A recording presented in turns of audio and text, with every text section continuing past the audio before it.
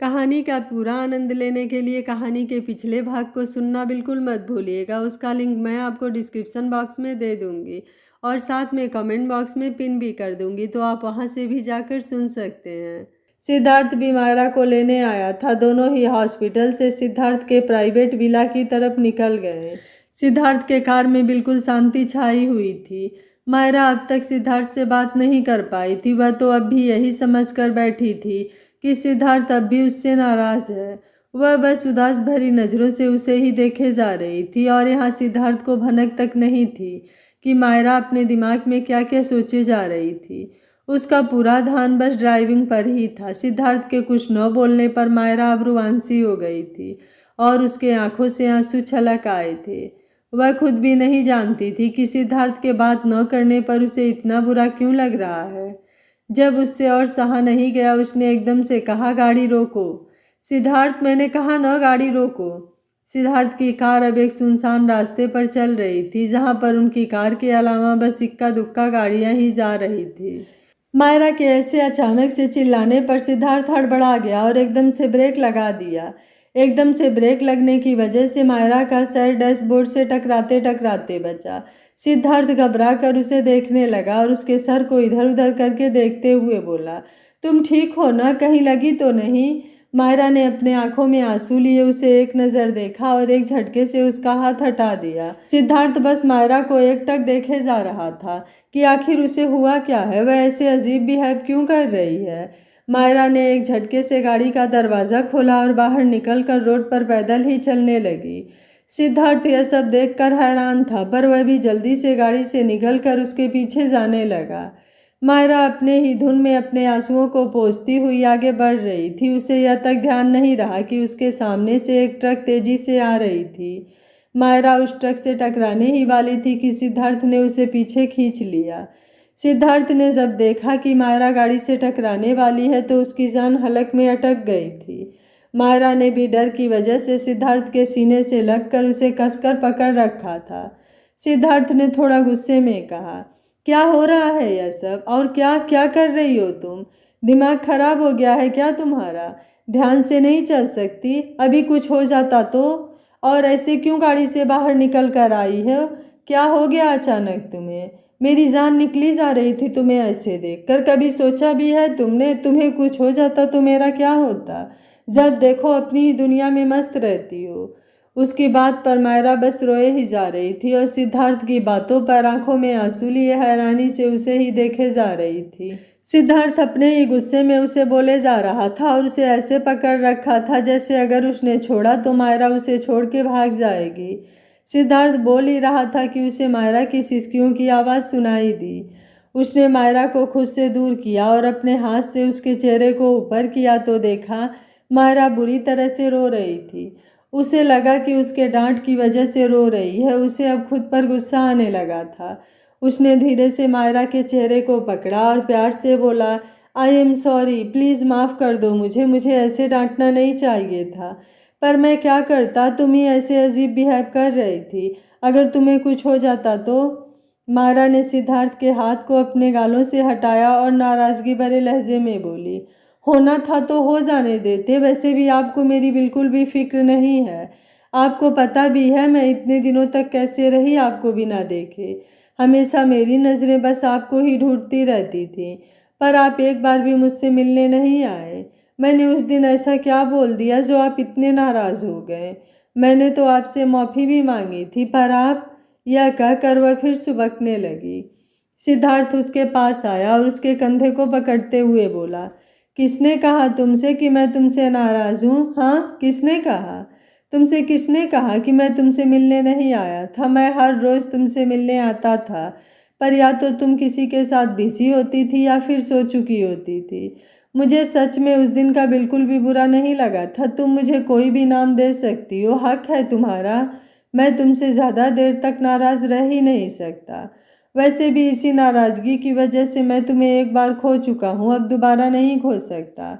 यह सुनते ही मायरा हैरान होकर उसे देखने लगी और बोली, क्या क्या मतलब, आप क्या कहना चाहते हैं? सिद्धार्थ को एहसास हुआ कि जज्बातों में बहकर उसने कुछ ज़्यादा ही बोल दिया है।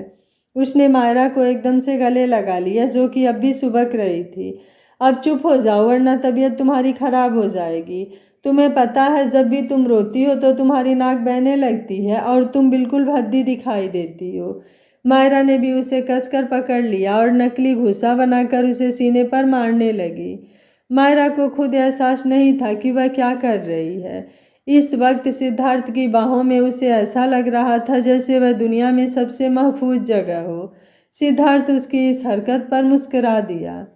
सिद्धार्थ ने मायरा को दूर किया और उसकी आंखों में झांकते हुए पूछा, मायरा कुछ पूछना चाहता हूँ, पूछ सकता हूँ? मायरा ने बस में जवाब दिया।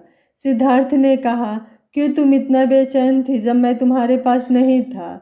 क्यों मेरे नाराज होने पर तुम्हें इतना बुरा लगा कि तुम रो रही हो? क्यों तुम मेरे पास होती हो तो तुम्हारी आंखों में एक अलग चमक और चेहरे पर एक सुकून नजर आता है? क्यों तुम मुझसे दूर नहीं रह पाई?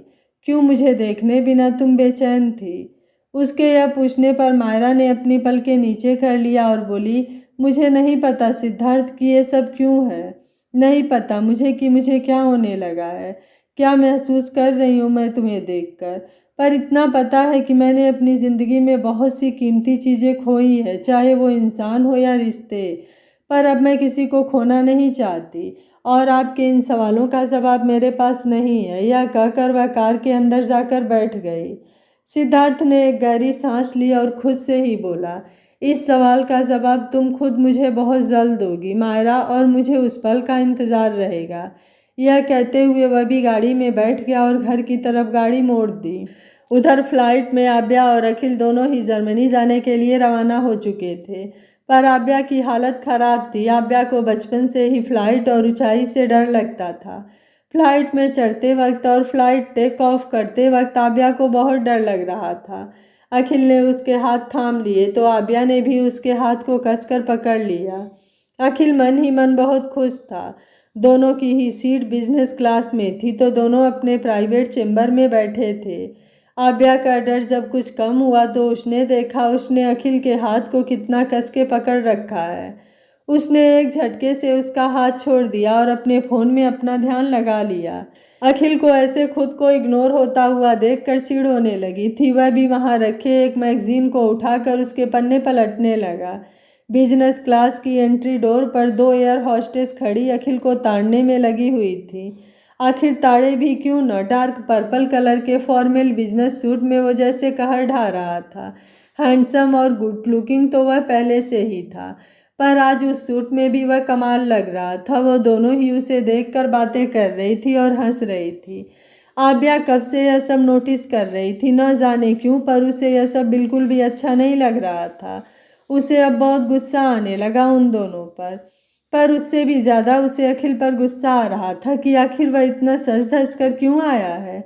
क्या ज़रूरत थी इतना हैंडसम बनकर आने की? मीटिंग अटेंड करने जा रहा है या मॉडल्स के फैशन शो में? वह गुस्से में कुछ बोल नहीं पा रही थी, बस अंदर ही अंदर कुढ़ रही थी। आव्या उन दोनों लड़कियों को देखकर जल भून रही थी, पर उसे यह नहीं पता था कि क्यों उसे इतना बुरा लग रहा है। वह मन ही मन उन दोनों लड़कियों को हजार गालियां दे रही थी, चुड़ैल कहीं की।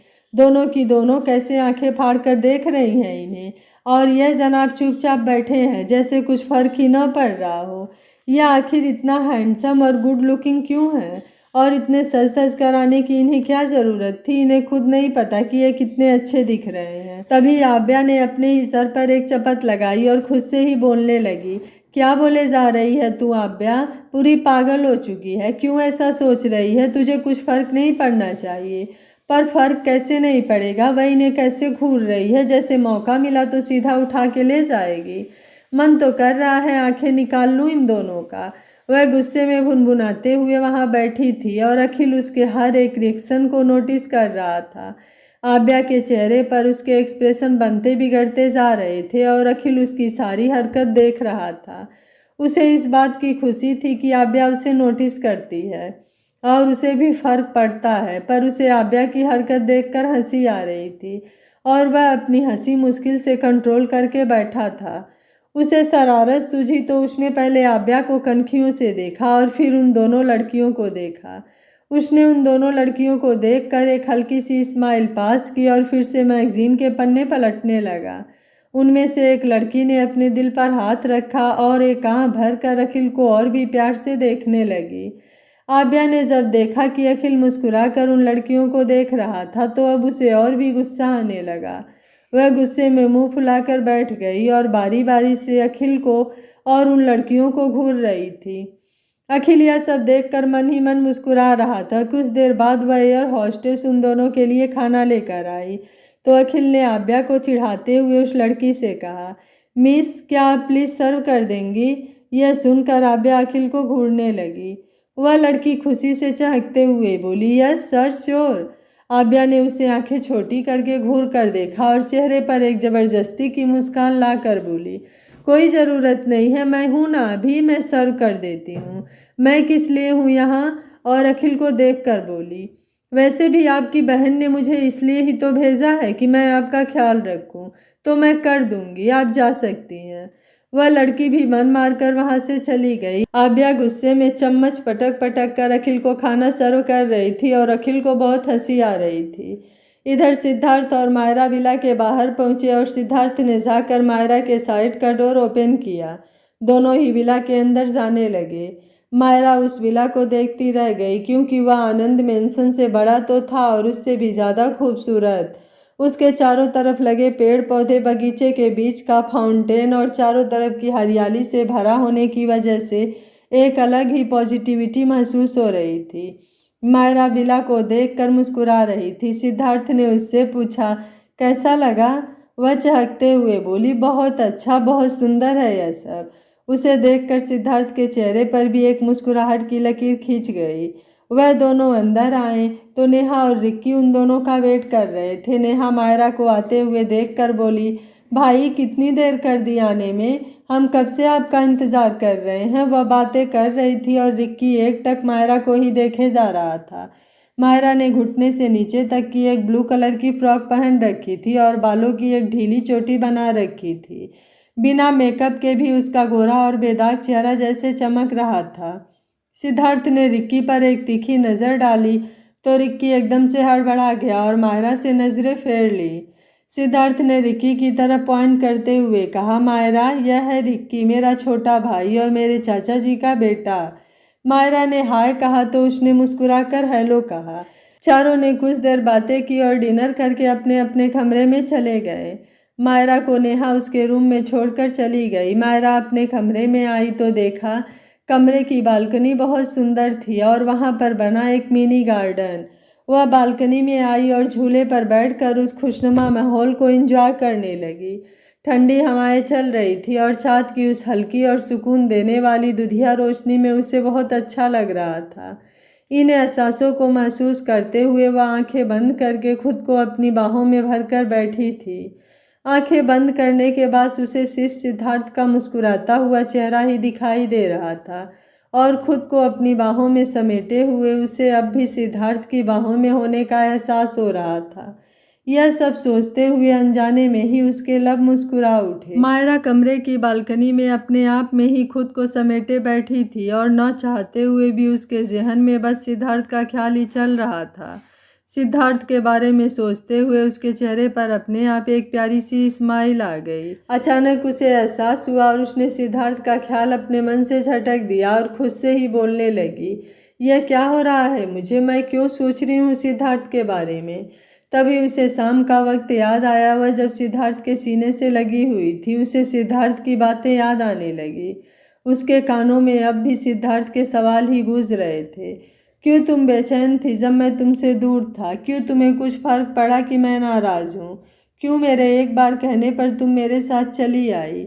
वह खुद से ही सवाल करने लगी। सही ही तो कह रहे थे सिद्धार्थ, आखिर उनके नाराज़ होने से मुझे इतना फ़र्क क्यों पड़ा? मैं कुछ दिन उन्हें न देखकर इतनी बेचैन थी, जबकि मैं बस कुछ ही वक्त से उन्हें जानती हूँ। आखिर ऐसा क्या है कि मुझे उनके साथ सबसे ज़्यादा सेफ फील होता है? मैं आज तक ज़्यादा किसी के साथ इतना कंफर्टेबल नहीं हुई सिवाय करण के। न जाने क्यों मेरा दिल बेचैन है, मैं खुद नहीं समझ पा रही हूँ।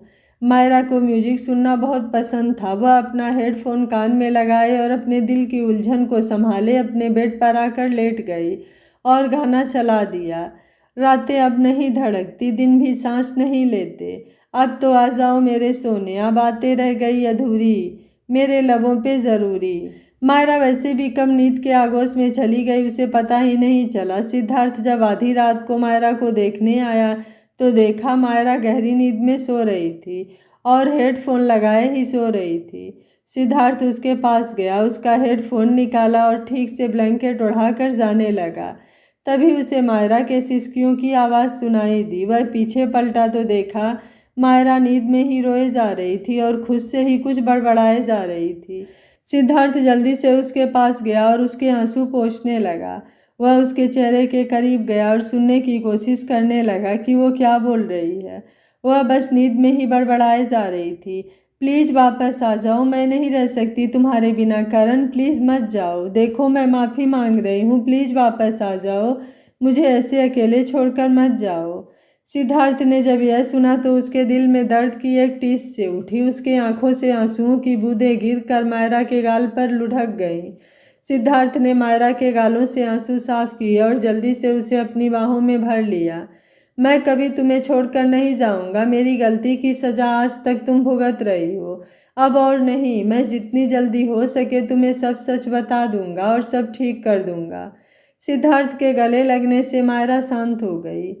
वह जैसे ही उसे सुलह कर जाने लगा, मायरा ने उसके हाथ को कसकर पकड़ लिया। सिद्धार्थ ने छुड़ाने की कोशिश की पर नहीं छुड़ा पाया और उसके सर को सहलाते हुए वहीं उसके सिरहाने बैठ गया।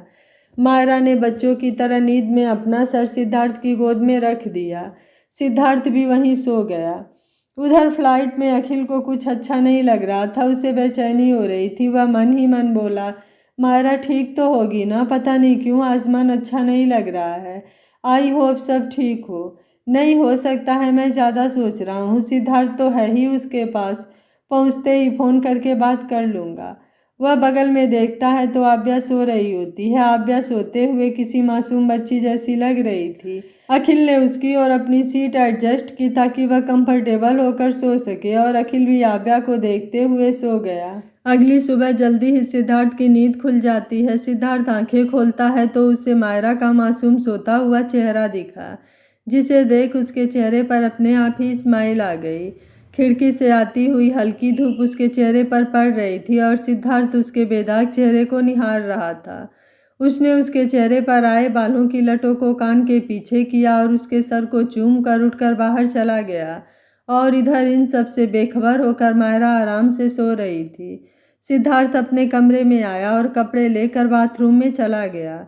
वह फ्रेश होकर आया और बेड पर बैठकर अपने कुछ ज़रूरी फाइल देखने लगा। तभी रिक्की उसके पास दौड़ते हुए आया और कहा, भाई क्या आपको फ़ोन आया था घर से? सिद्धार्थ उसकी तरफ बिना देखे बोला, नहीं कोई फ़ोन नहीं आया। क्यों, क्या बात हो गई? रिक्की कुछ बोलने ही वाला था कि सिद्धार्थ के फ़ोन पर किसी का कॉल आया।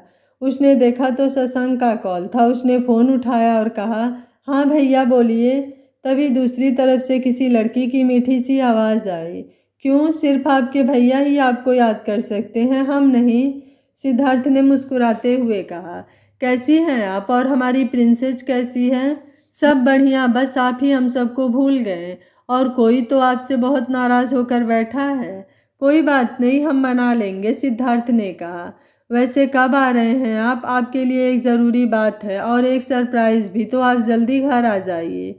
ऐसी कौन सी बात है जो मुझे घर आना ही होगा और मैं अभी नहीं निकल सकता, प्लीज़? सिद्धार्थ के यह कहने पर वह लड़की बोली, आ जाइए न घर, हम सबसे मिलने का मन नहीं है क्या आपका? मैं कुछ नहीं जानती, बस आ जाइए कल आप। कुछ ज़रूरी बात करनी है, मना मत कीजिएगा। अब रिक्की भी चले गए हैं तो घर खाली लग रहा है। सिद्धार्थ ने एक गहरी सांस ली और कहा, ठीक है, मैं कल आता हूँ पर रुक नहीं पाऊँगा। वह लड़की खुश होते हुए बोली, ठीक है। यह बोलकर उसने फ़ोन काट दिया।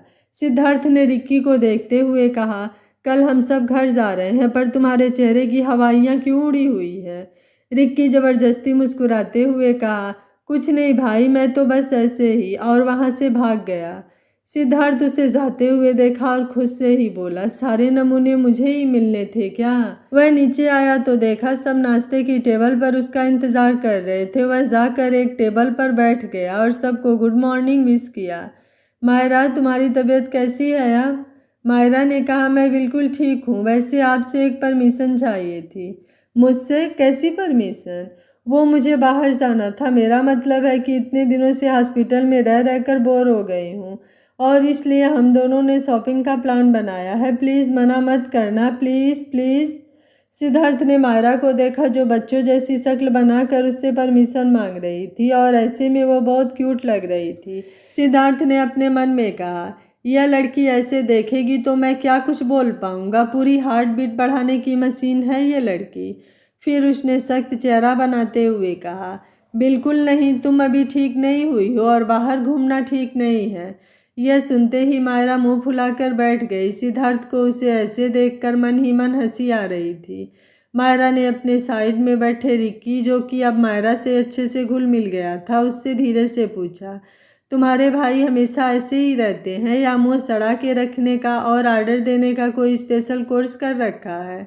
रिक्की ने मुंह बनाते हुए कहा, वह हमेशा ऐसे ही है, मुझ मासूम तक को नहीं छोड़ा, अपने साथ जबरदस्ती बिजनेस में घुसा दिए और अब बस दिन भर ऑर्डर झाड़ते रहते हैं। मायरा ने उसके कंधे पर हाथ रखकर उसे हमदर्दी भरी निगाहों से देखा। रिक्की, आंखों के साथ साथ कान भी तेज है मेरे। यह सुनते ही दोनों सकपका गए और नेहा मुंह दबाकर हंसने लगी। मायरा ने नेहा के पैरों को अपने पैरों से मारा तो नेहा चुप हो गई। सिद्धार्थ ने उठते हुए कहा, नेहा, रिक्की, हम कल घर जा रहे हैं। रिक्की ने अपने मन में कहा, भाई आप कल ना जाएं तो ही बेहतर है, सरप्राइज के नाम पर शौक मिलने वाला है आपको कल। मायरा भी चल रही है हमारे साथ। रिक्की थोड़ा हैरान था। सिद्धार्थ जाते हुए रुका और बिना पीछे देखे कहा, मेरे खिलाफ बगावत करने की ज़रूरत नहीं है, जा सकते हो जहाँ जाना चाहो और तुम दोनों इसका ख्याल रखना जो अभी फूलन देवी बनी बैठी है। और वहाँ से चला गया। मायरा यह सुनकर उसे घूरने लगी। रिक्की और नेहा उछलते हुए बोले, वाह, आज का दिन फुल मज़े करेंगे। मुझे तो अब भी यकीन नहीं हो रहा है कि भाई ऐसा बोल कर गए हैं। भाई और मजाक, आज की तारीख नोट करनी पड़ेगी। और तीनों हंस पड़े। वहीं सिद्धार्थ को एक मैसेज आया, बॉस, हम इंडिया आ चुके हैं। सिद्धार्थ ने एक तिरछी मुस्कान दी और कुछ सोचने लगा। सिद्धार्थ ने कॉल डिस्कनेक्ट की और कुछ सोचने लगा और ऑफिस के बदले ऑफिस के पास अपने दूसरे प्राइवेट विला में चलने को कहा जहां उसने साहिल को रखा था। ड्राइवर ने भी गाड़ी उस ओर मोड़ दी। इधर करीबी 11 बजे के आसपास रिक्की, नेहा और मायरा तीनों ही जल्दी से रेडी होकर शॉपिंग के लिए निकल गए। टीएल मॉल, जो कि इंदौर के सबसे एक्सपेंसिव मॉल था, वहां जाकर रिक्की ने कार रोक दी। तीनों अंदर तो गए पर क्या खरीदना है और शुरू कहाँ से करे, इस बात में तीनों कंफ्यूज थे। रिक्की ने कहा, एक काम करते हैं, पहले जेंट सेक्शन की ओर चलते हैं क्योंकि तुम लड़कियों की शॉपिंग कभी ख़त्म नहीं होती और मैं खाली हाथ घर लौट जाऊंगा और मुझे खाली हाथ लौटने का या मजदूर बनने का कोई शौक नहीं है। और नेहा की तरफ उंगली पॉइंट करके कहा, आपको पता है मायरा, यह बिल्ली की बच्ची मुझे हमेशा शॉपिंग का बोल कर अपने बैग्स पकड़ा देती है और इसकी पार्टनर ऋषि भी इसे फुल सपोर्ट करती है। भाई, कम से कम मेरी दोस्त के सामने तो मेरी इज्जत का फलूदा मत करो, कुछ तो छोड़ दो। नेहा ने उसके कान के पास आकर धीरे से कहा। अच्छा, फिर मुझे क्या मिलेगा? रिक्की ने अपनी आईब्रो उचकाकर पूछा। नेहा ने धीरे से कहा, मैं आपको भाई का एक सिगरेट बता दूंगी। यह सुनते ही रिक्की की आंखें चमकने लगी और उसने भी डन बोल दिया। मायरा ने उन दोनों के सामने हाथ हिलाकर कहा, यहाँ मैं भी खड़ी हूँ, क्या कब से दोनों भाई बहन खुसुर फुसुर किए जा रहे हो? तुम दोनों इग्नोर कर रहे हो मुझे। अब चलना है या यहीं खड़े होकर बातें करनी है? यह कहकर वह आगे बढ़ गई और नेहा उसके साथ और रिक्की दोनों के पीछे। जर्मनी ब्लू डायमंड होटल में अखिल, जो उस होटल रूम के सोफे पर सो रहा था, बाहर से आती हुई धूप उसके चेहरे पर पड़ी तो उसकी आंखें खुली। वह उठा और पर्दे खोलकर बेड के पास गया तो आव्या बेड पर बिल्कुल बेखबर सी सोई हुई थी। पर्दों के हटने से सुबह की धूप आव्या के चेहरे पर पड़ रही थी और उसका चेहरा काफ़ी खूबसूरत लग रहा था। उसके चेहरे पर भरी मासूमियत में जैसे अखिल कहीं खोस आ गया और धीरे धीरे से उसके चेहरे पर आ रहे बालों को साइड किया और रात की बातों को याद करके मुस्कुराने लगा। करीब रात के 11 बजे वो दोनों जर्मनी एयरपोर्ट से होटल पहुंचे।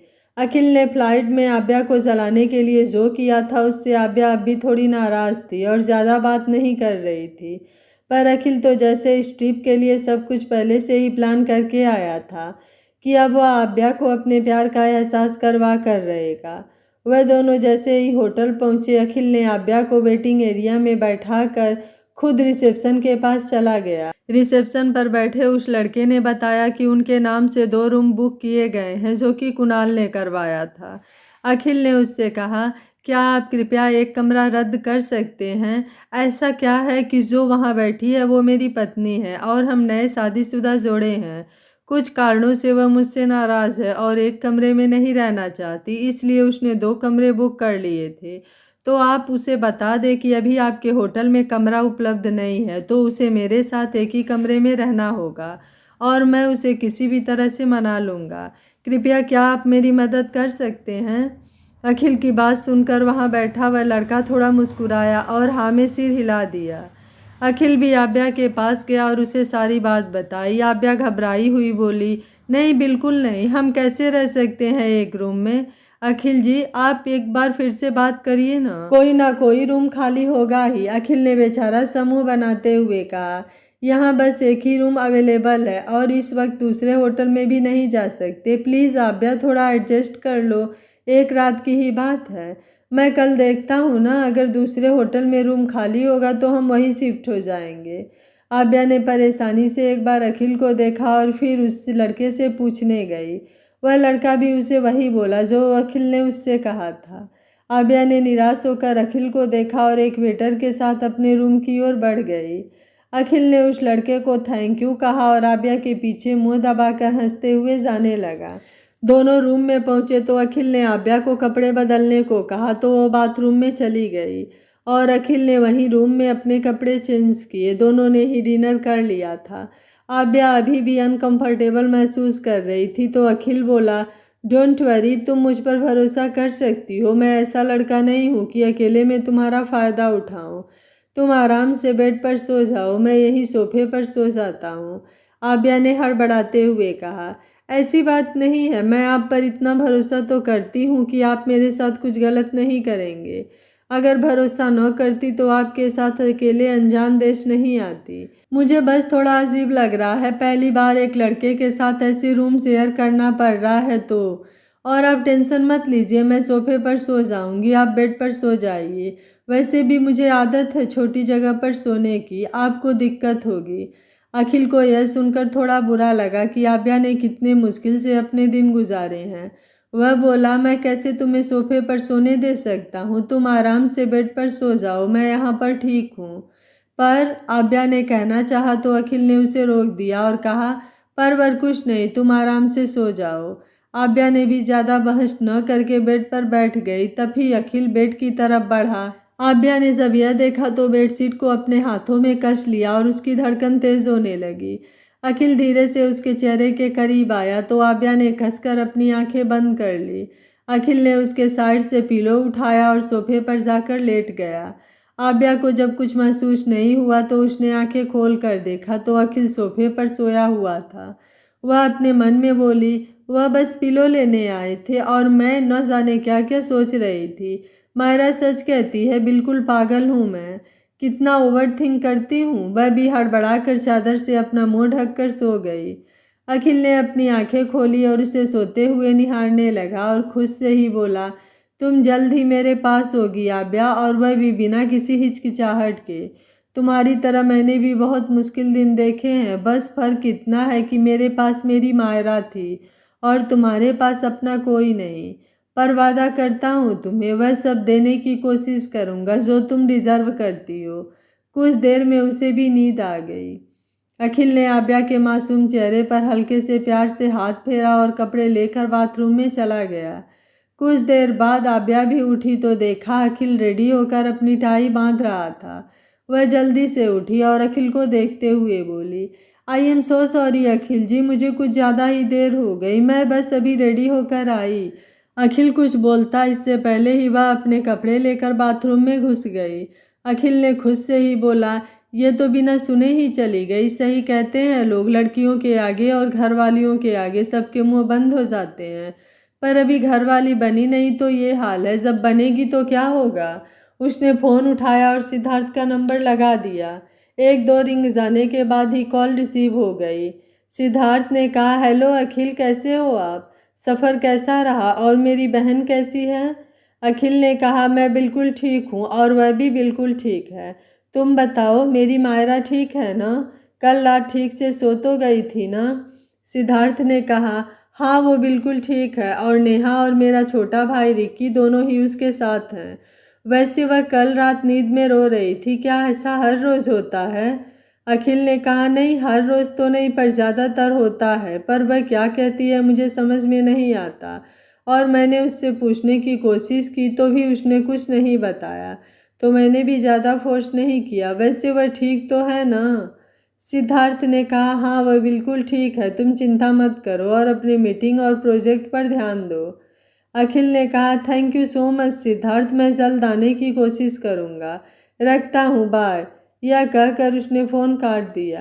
आज अखिल की इन्वेस्टर्स के साथ मीटिंग थी। वह इन सब की तैयारी कर ही रहा था कि आभ्या भी ऑफिस के फॉर्मल कपड़ों में रेडी होकर आ गई।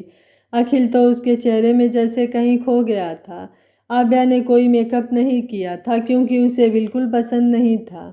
उन फॉर्मल कपड़ों में भी वह बहुत खूबसूरत दिख रही थी।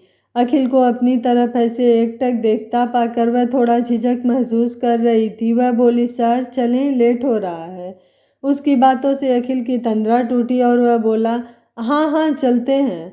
आभ्या ने फाइल पकड़ी और दोनों बाहर निकल गए। दोनों ने ब्रेकफास्ट किया और अपनी मीटिंग के लिए चले गए। इधर सिद्धार्थ के विला में सिद्धार्थ जैसे ही अंदर जाने लगा तभी उस विला के आगे एक ब्लैक कलर की कार आकर रुकी और उसमें से एक आदमी ब्लैक पैंट और ब्लैक शर्ट पहने, चेहरे पर गॉगल और कानों में एक सिल्वर कलर की बाली पहने बाहर आया। उस आदमी के तीखे नैन, नक्श और फिट पर्सनालिटी किसी को भी आकर्षित कर सकते थे।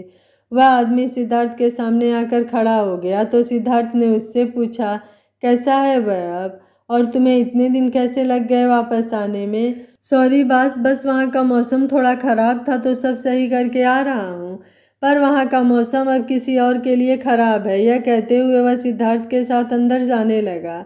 यह आदमी कोई और नहीं, सिद्धार्थ का डिटेक्टिव और एजेंट कम दोस्त एलेक्स था। एलेक्स ने कहा, बॉस उसकी हालत अभी ठीक नहीं है, वह हॉस्पिटल में है। साहिल के घर वालों को डराने के लिए उन लोगों ने बहुत टॉर्चर किया है और बेहोशी के इंजेक्शन ज़्यादा दिए जाने की वजह से उसकी हालत ख़राब है, पर इतनी नहीं जितनी वहाँ ख़राब थी। बट डोंट वरी बॉस, हमारी बेस्ट डॉक्टर की टीम है उसका देखभाल करने के लिए। उसकी बात सुनकर सिद्धार्थ का चेहरा बिल्कुल भावहीन था।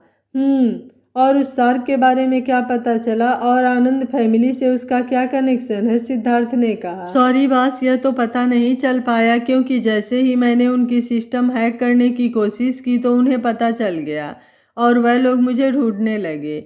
मुझे बस साहिल के मॉम डैड से प्रतीक की कुछ डिटेल्स मिली और जल्द ही प्रतीक का भी पता चल गया, तो मैं उन तीनों को सेफली इंडिया लाना चाहता था, पर उसके आदमियों ने सारे एयरपोर्ट पर नज़र रखा हुआ था तो मुझे कुछ दिन वहां अपनी पहचान बदल कर रुकना पड़ा। अलेक्स ने कहा, बॉस पूरी इन्फॉर्मेशन तो नहीं मिल पाई क्योंकि उन लोगों ने अपनी सारी इन्फॉर्मेशन बहुत सीक्रेटरी रखा है, पर थोड़ी इन्फॉर्मेशन मिली है। सिद्धार्थ ने भौहें चढ़ाकर पूछा, क्या पता चला है? तो अलेक्स ने कहा, बॉस उसका न्यूयॉर्क में ज़्यादा बड़ा बिजनेस नहीं है और इंडिया में भी उसके सारे इनलीगल धंधे चलते हैं। वह वहीं से सब मैनेज करता है। उसकी वाइफ का पता नहीं पर उसका एक बेटा है जो इंडिया में सब कारोबार संभालता है। पर हैरानी की बात यह है कि उसका बेटा इंडिया में ही है पर आज तक उसे किसी ने नहीं देखा, यहाँ तक कि उसके आदमियों ने भी नहीं। यह कह सकते हैं कि उसने अपने बेटे को सबसे छुपा कर रखा है, पर क्यों यह नहीं पता।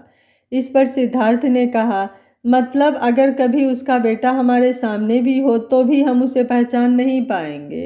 हाँ फिलहाल तो नहीं, पर मैं कोशिश कर रहा हूँ जल्द से जल्द पता लगाने की। अलेक्स के यह कहने पर सिद्धार्थ ने किसी को कॉल किया। दूसरी तरफ से भी जल्द ही कॉल पिक हो गया तो सिद्धार्थ बोला, वह ठीक है ना? तो दूसरी तरफ से एक आदमी ने कहा, हाँ बस वह ठीक है और हमारे सामने ही खरीदारी कर रही हैं। आपके भाई और बहन भी उनके साथ ही हैं, उन्हें अकेला कहीं जाने नहीं देते। सिद्धार्थ बोला, ठीक है, अच्छे से नज़र रखो और उन तीनों को पता नहीं चलना चाहिए। यह कहकर उसने फ़ोन रख दिया। दरअसल सिद्धार्थ ने मायरा के पीछे अपने बॉडीगार्ड्स लगा रखे थे ताकि उन्हें कोई प्रॉब्लम न हो। सिद्धार्थ अलेक्स के साथ उस रूम में गया जहां साहिल था। दोनों ने देखा तो साहिल एक कोने में अपने दोनों हाथों से अपने सर को पकड़कर बैठा था। साहिल ने जैसे ही सिद्धार्थ को देखा उसके पास गया और पूछने लगा, कुछ पता चला प्रतीक का?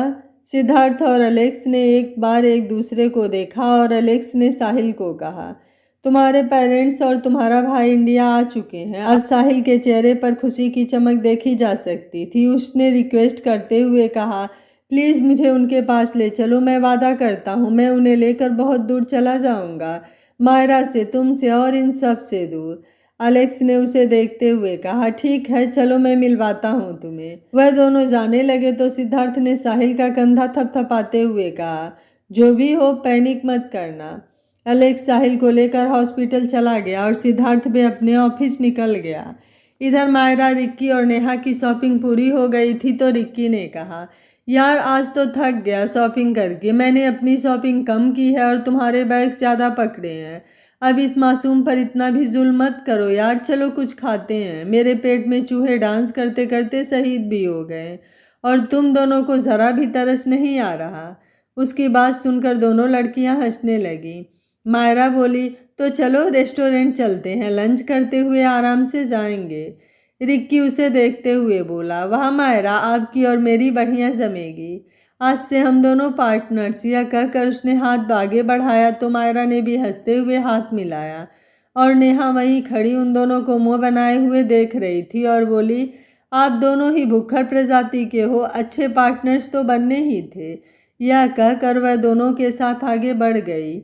तीनों कार में बैठे और निकल गए। मायरा पर लगातार कोई नज़र रखे हुए था और वह सिद्धार्थ के गार्ड्स में से तो नहीं था।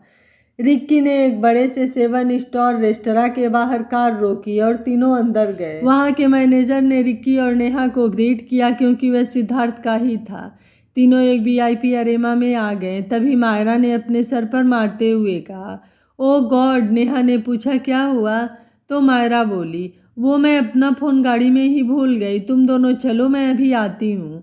वह जाने लगी तो रिक्की बोला, आप रुको मैं लेके आता हूँ। मायरा ने उसे मना किया और वह जल्दी आती है यह कहकर चली गई। वह रेस्ट्रा की पार्किंग एरिया में आई और गाड़ी से अपना फ़ोन निकाल कर जाने लगी तो देखा एक छोटी बच्ची रोड के बीचों बीच खड़ी है और अपने हाथ में एक डॉल लिए इधर उधर देख रही है। मायरा ने उसे देखा तो उसके चेहरे पर एक स्माइल आ गई और उतनी ही जल्दी वह गायब हो गई और उसकी जगह घबराहट ने ले ली। एक ट्रक उसकी तरफ तेजी से बढ़ रहा था। मायरा ने जब देखा तो वह बच्ची की तरफ तेजी से भागते हुए गई। इससे पहले वह बच्ची उस ट्रक से टकराती, मायरा ने उस बच्ची को कवर कर लिया और दूसरी तरफ कूद गई। मायरा अचानक से दूसरी तरफ कूदने से वह गिर गई और उसके हाथों पर हल्की सी चोट लग गई, पर उसने उस बच्ची को कवर कर रखा था। इधर जर्मनी में अखिल और आव्या दोनों ही होटल के एक रूम में बैठकर अपने इन्वेस्टर्स के साथ मीटिंग कर रहे थे। एक इन्वेस्टर का असिस्टेंट आव्या को कब से घूर रहा था, जिस वजह से आव्या वहां अनकंफर्टेबल फील कर रही थी। अखिल कब से यह नोटिस कर रहा था। अखिल ने उस आदमी को कुछ देर तक अपनी तीखी नज़रों से घूर कर देखा, फिर आव्या से बोला, तुम बाहर लाउंज में वेट करो, मैं यहाँ मीटिंग खत्म करके आता हूँ। आव्या ने उसे देखते हुए कहा, पर मैं आपकी असिस्टेंट हूँ सर, मुझे यहाँ पर रहना चाहिए, मैं ठीक हूँ यहाँ, आप मीटिंग कंटिन्यू कीजिए, मेरी वजह से आपकी मीटिंग रुकनी नहीं चाहिए। और अपना सर झुका लिया।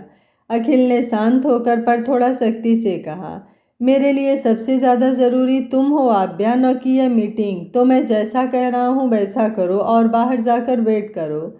आव्या बिना कुछ कहे वहाँ से जाने लगी, पर अखिल की बात कहीं ना कहीं उसके दिल को छू गई थी। तभी एक इन्वेस्टर जो उन दोनों को कब से नोटिस कर रहा था, हालांकि उनकी बातें समझ नहीं पा रहा था पर गौर से उन्हें ही देख रहा था, वो बोला, hey mister Anand, why are you reacting like this? She is just an employee, let's her go, let's concentrate on your project. इस पर अखिल ने उसे घोटते हुए कहा, sorry for disturb, but for your kind information she is not just an employee, she is my wife Avya Akhil Anand and my personal assistant also, so please. वह आदमी शर्मिंदा होते हुए बोला, I am so embarrass mister आनंद। दोनों ही फिर से मीटिंग में बिजी हो गए।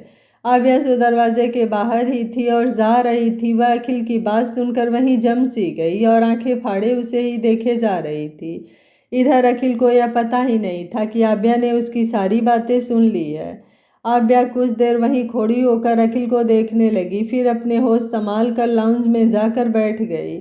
उसके दिमाग में अब भी अखिल की बातें ही चल रही थी। मायरा ने उस बच्ची को ट्रक से टकराने से बचा लिया था और अब भी उसे अपने दोनों हाथों से कवर किए हुए थी।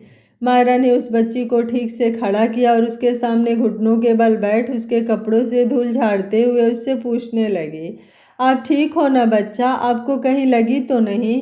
आप रोड के बीच में क्या कर रही थी? अगर कुछ हो जाता तो? आपकी मम्मा कहाँ हैं? आपको अकेले इससे नहीं घूमना चाहिए। वो यह बोल ही रही थी कि उस 5 साल की बच्ची ने अपने छोटे छोटे नाजुक हाथों की उंगली उसके होठों पर रख दी और बोली, आप कितना सवाल करती हो? आप तो क्वेश्चन कर लो। सवाल तो मुझे करना चाहिए। अब तो मुझे पकड़े हुए थी। आपको कहीं चोट तो नहीं लगी है ना एंजल? वैसे क्या मैं आपको एंजल बुला सकती हूँ? आप ना बहुत प्रीटी हो, बिल्कुल एक एंजल की तरह। उसकी बातें सुनकर मायरा भी मुस्कुराने लगी। तभी एक खूबसूरत सी औरत जो मायरा से बस कुछ ही साल बड़ी लग रही थी, वह भागते हुए उस बच्ची के पास आई। स्काई ब्लू कलर की एक सिंपल सी साड़ी, पैरों में नॉर्मल हील्स, हल्का मेकअप और महंगे पर लाइट ज्वेलरी पहने हुए थी। उसका लुक काफ़ी सिंपल था पर वह दिखने में एलिगेंट, वेल मैनर्ड और किसी रिच फैमिली की लग रही थी। वह भागते हुए उस बच्ची के पास आई और बोली, कुहू बच्चा, आप ठीक हो ना? और आप ऐसे कहाँ चली गई थी? मैंने कहा है ना आपको कि कहीं भी जाना हो तो मम्मा या पापा के साथ ही जाया करो। आप ऐसे अकेले सड़क पर क्यों भटक रही थी? अभी कुछ हो जाता तो? मम्मा मैं ठीक हूँ, यह एंजल है ना, इन्होंने मुझे कवर कर लिया था। सॉरी मम्मा, वो हम अभी यहाँ से गए हैं तो मेरी डॉल गिर गई और पीछे छूट गई। आपको पता है ना कि ये मेरी फेवरेट डॉल है, तो मैं बस इसे लेने आई थी। यह कहकर वह सर झुकाकर खड़ी हो गई। वह औरत जो अभी थोड़ी गुस्से में थी, उस बच्ची का मासूम सा फेस देखकर शांत हो गई और उसे गोद में उठाकर उसके चेहरे को चूमने लगी। वह मायरा को देखते हुए बोली, थैंक यू सो मच मेरी बच्ची की जान बचाने के लिए। अगर आज आप नहीं होती तो ना जाने क्या हो जाता। आपका बहुत बहुत शुक्रिया। मायरा ने भी मुस्कुराते हुए कहा, इसकी ज़रूरत नहीं है, ये तो मेरा फ़र्ज़ था। बस बच्ची ठीक है, मुझे कुछ और नहीं चाहिए। वैसे भी आपकी बेटी बड़ी प्यारी है और क्यूट है। उस औरत ने मायरा को देखते हुए कहा, थैंक्स। वैसे आपने इसे कवर कर रखा था, आपको कहीं चोट तो नहीं लगी ना? यह कहते हुए उसने उस बच्ची को नीचे उतारा और मायरा के दोनों हाथों को देखने लगी। वह बोली, अरे आपको तो चोट लगी है, चलिए हम हॉस्पिटल डॉक्टर के पास चलते हैं। उसे परेशान देखकर मायरा ने कहा, अरे यह तो कुछ भी नहीं है, बस हल्की सी खरोच है, अपने आप ठीक हो जाएगी। यह कहते हुए वह बस उस बच्ची को मुस्कुराते हुए देखे जा रही थी। उस बच्ची ने अपने छोटे छोटे हाथों से मायरा को नीचे झुकने का इशारा किया तो मायरा उसके सामने नीचे बैठ गई। कुहू ने मायरा के हाथों को अपने छोटे मुलायम हाथों से पकड़ा और जहां उसे खरोश लगी थी वहां फूंक मारने लगी और बोली, मैंने इलाज कर दिया है, आप जल्दी ठीक हो जाओगी एंजल। मायरा ने उसे देखकर मुस्कुराया और बोली, तो क्या आप इस एंजल से दोस्ती करोगे? और अपना हाथ आगे बढ़ाया। कुहू ने भी चहकते हुए अपना हाथ मिलाया और बोली, तो अब से हम फ्रेंड्स हुए ना? मायरा ने हाँ में सिर हिला दिया और उठकर खड़ी हो गई और उस औरत की तरफ देखते हुए बोली, हाय मैं मायरा, मायरा आनंद। वह औरत ही भी मुस्कुराते हुए बोली, हाय मैं तनीषा, तनीषा ओबराय, तुमसे मिलकर खुशी हुई।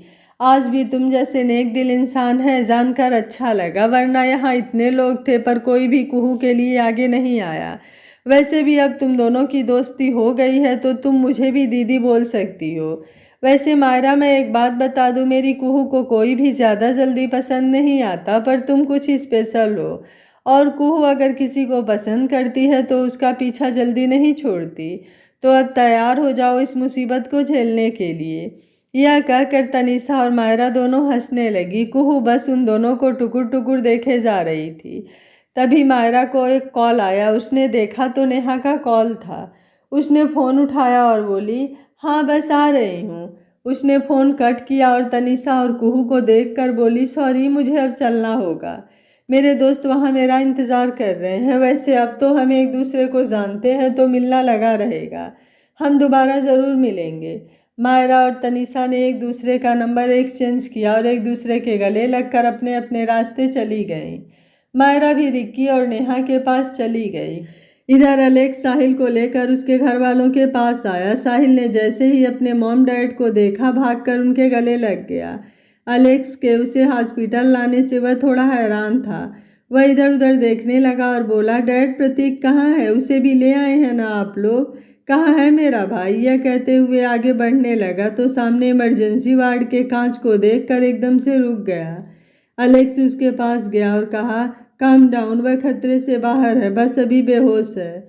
बेहोशी की दवा ज़्यादा दिए जाने की वजह से उसकी हालत ख़राब थी। वह अब ठीक है और कुछ घंटे या कुछ 1-2 दिन में उसे होश आ जाएगा। साहिल की आंखों में आंसू आ गए थे और वह बस नम आंखों से वार्ड की तरफ देखे जा रहा था। उसने खुद को संभाला और अंदर जाकर प्रतीक के पास बैठ गया। उसने उसका हाथ पकड़ा और एकटक उसे देखने लगा। वह पूरे 2 साल बाद वह अपने भाई को देख रहा था, वो भी इस हालत में। तभी उसे कुछ हलचल महसूस हुई। उसने देखा तो प्रतीक की उंगलियां हरकत कर रही थीं और वह धीरे धीरे अपनी आंख खोलने लगा। साहिल ने देखा तो उसकी खुशी का कोई ठिकाना नहीं था। तभी एलेक्स भी डॉक्टर के साथ अंदर आया और देखा कि प्रतीक को होश आ गया है। डॉक्टर ने उसे चेक किया और कहा, ग्रेट, अब यह पहले से बेहतर है, पर कुछ दिन इन्हें प्रॉपर रेस्ट करने की ज़रूरत है। आप लोग इनका ध्यान रखिए। या कहकर वो वहाँ से चले गए। साहिल ने प्रतीक को धीरे से गले लगाया और कहा, तू ठीक है ना? अब कैसा फील कर रहा है? भाई मैं बिल्कुल ठीक हूँ। यह जो यहाँ खड़े हैं ना, इन्होंने मुझे ऐन वक्त पर बचा लिया, वरना वह लोग मुझे जान से मारने की प्लानिंग करके आए थे। Thank you sir. साहिल ने थोड़ा हैरानी से उसकी तरफ देखा और उसका हाथ पकड़कर कहा, तुम्हारा जितना शुक्रिया अदा करूँ उतना कम है। तुमने और सिद्धार्थ ने मेरे लिए जो किया है मैं उसे कभी नहीं भूलूंगा।